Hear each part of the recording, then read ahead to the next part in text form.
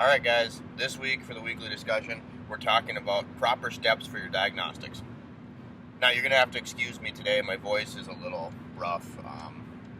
With all the forest fire junk going on, my allergies are crazy, and then on top of that, I had my first night at the new Taekwondo school last night that we started, and I was hollering and cheering, and I'm losing my voice. Anyway, alright, proper diagnostics. So, when I talk about this, I by no means mean that I am the best diagnostic technician in the world, because that is an absolutely laughable phrase. I definitely am not. I definitely am young, and I definitely make mistakes, just like everyone will. But through my mistakes and through overthinking and doing all these things, I've kind of learned a few little tricks that really help me to break down the diagnostic process, because sometimes I think that can be the most overwhelming part of this whole field, is just having a problem and having no idea where to start. So for simplicity's sake, in this video, we're going to be using a tire and diagnosing a leak as an example. Alright, just for simplicity's sake. I realize there's not any hardcore diagnostics going on there, but it'll work as a learning tool. Very first, before we ever even get into the steps, I want to say that keep it simple. I mean, more often than not, if you're having a problem that's weird, or that you have no idea where to even start, I bet you 80% of the time it's something that was simple, and when you figure it out, you're going to be like, God damn it, and so keep it simple and try to rule out those things first. The other thing is use your resources. If you have AllData or Identifix or something like that, always check that kind of stuff. Check for service campaigns, check for technical service bulletins, do all that stuff first to see if there is a common problem or a common theme with the issue that you are having. Alright, now let's get to it. So, let's think of this tire here, right? So the tire, let's say it's coming in because it has a leak, right? That's the customer complaint in this case.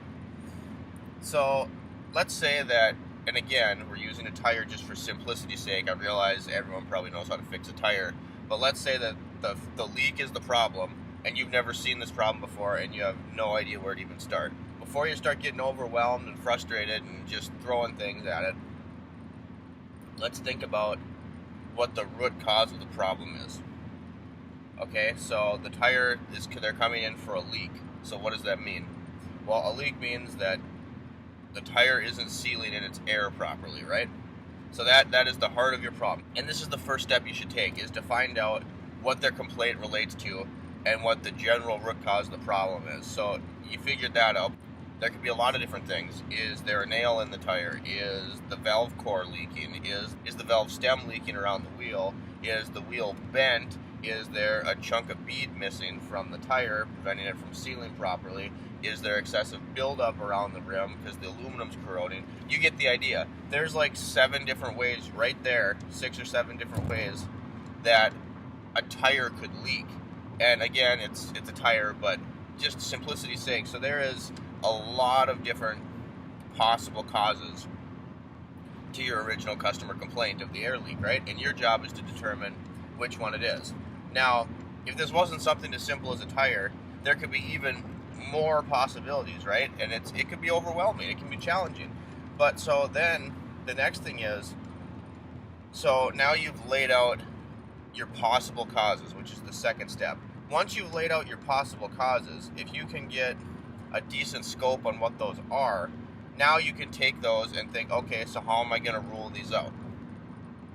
And obviously for the tire, you would squirt down certain things with soapy water in the appropriate places and check those places and make sure that is not where your problem is. You could take the tire off and inspect the rim of the wheel. You could spin the whole wheel and tire assembly on the balancer and see if there's an excessive bend somewhere.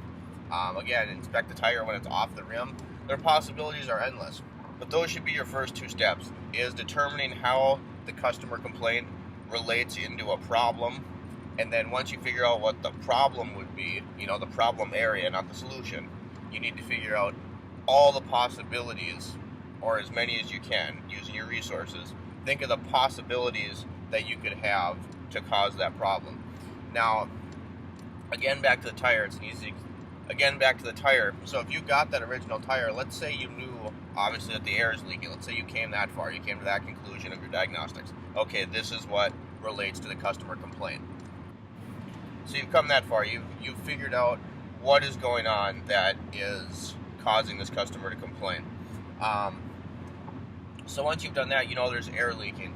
In relation to a harder automotive fix, so let's pretend that this is like a blend door not opening in a dash, right? There's a lot of things that could be. It could be something's physically stuck on the door, causing it to fail. The hinge could be broken. The motor could be bad. The wire harness could be bad. The PCM could be bad. There's a ton of possibilities. And on stuff like that, it's easier to visualize someone just, getting overwhelmed with actuator motor, you know what I mean, and shotgunning apart at it. So now I want you to bring that mindset back to the tire. So there's air leaking. Would you ever just take the tire and say, yep, you need a valve stem, because you knew there was air leaking, but you didn't determine where? And no, you're probably looking at your screen going, well, duh, I'd squirt it down with soapy water and figure out where the air is coming from. Well, that's the equivalent of your diagnostic steps. The problem is sometimes getting to the test or the step that is correct, that's going to lead you to the solution or to pinpoint the problem. And so I think that's the two biggest things you have to do, is just keep it simple and figure out exactly what the customer's complaint is. So like if someone comes in and they're sad because their tire's flat, you determine that the general cause of that complaint is because there's air coming out. Now you have to use your diagnostic skills to figure out why. So the second most important part, again, is just to lay out all those options. So use your resources, obviously, of course, like we talked about, your Identifix, your AllData, your check for TSBs, but you got to figure out what all the possibilities would be, and then chisel away from there.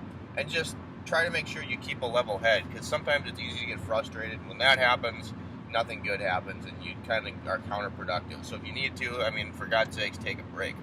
Anyway, I hope this little discussion has helped you, even though I'm sick and it's dark and gloomy. Diagnostics can be a very challenging thing, especially starting out as a young technician today with all the advanced technology and accessories that are on all these cars. It can be rather challenging and frustrating. So I just wanted to give you guys a little guidance, or at least tell you something that's maybe helped me, and in turn, hopefully, maybe help you. If you liked it, give me a thumbs up, drop a comment down below, like, subscribe. See you next time.